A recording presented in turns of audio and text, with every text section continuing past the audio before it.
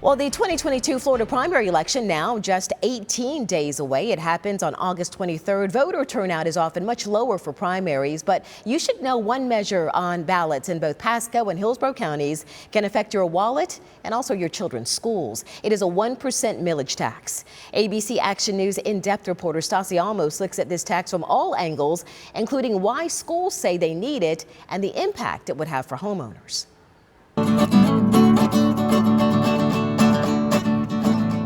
Jonathan Casañas has been teaching music in Hillsborough County Public Schools for nearly a decade. I have a good friend, his name is Billy Whiting, and he says shared music making experiences help to strengthen social bonds.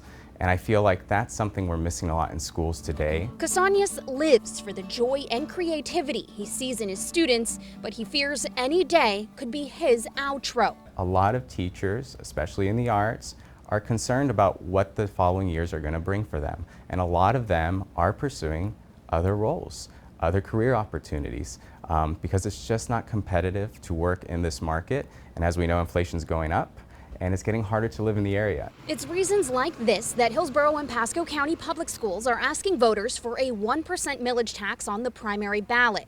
In Hillsborough County, they're short 680 instructional positions with an average salary of $47,000. If approved, the district promises at least 75% of the money to enhance the average instructional salary by $4,000 and the average non-instructional salary by $2,000.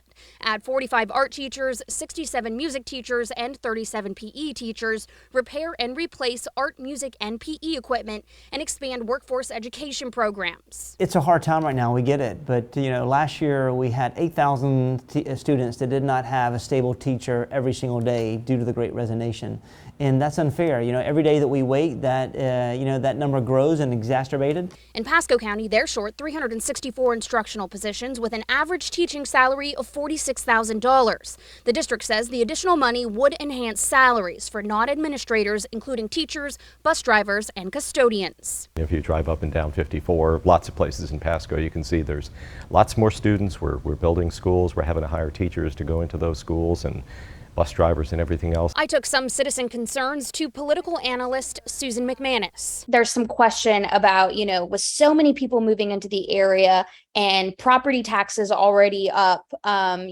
people are like, well, you should be already getting more money from all these people moving in, impact fees and all those sorts of things. What would you say to those people?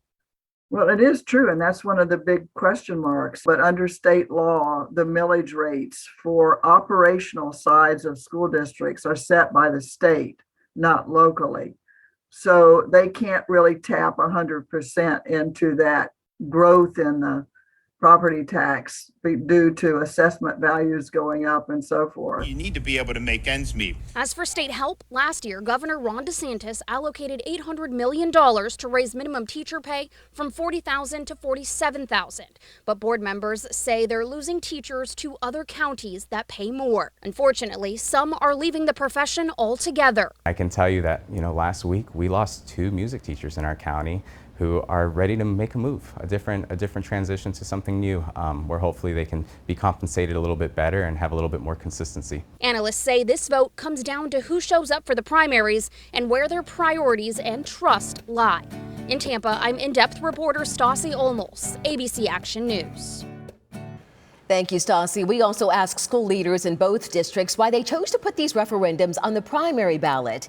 They said in November there will be countywide taxes, a transportation tax in Hillsborough, and a penny for Pasco tax. They didn't want to get these taxes mixed up with education when it's a financially difficult time for everyone.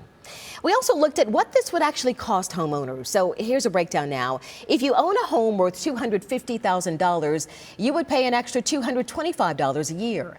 For a $350,000 home, it's an extra $325 a year and $375 a year for a $450,000 home. If approved, these taxes would last 4 years.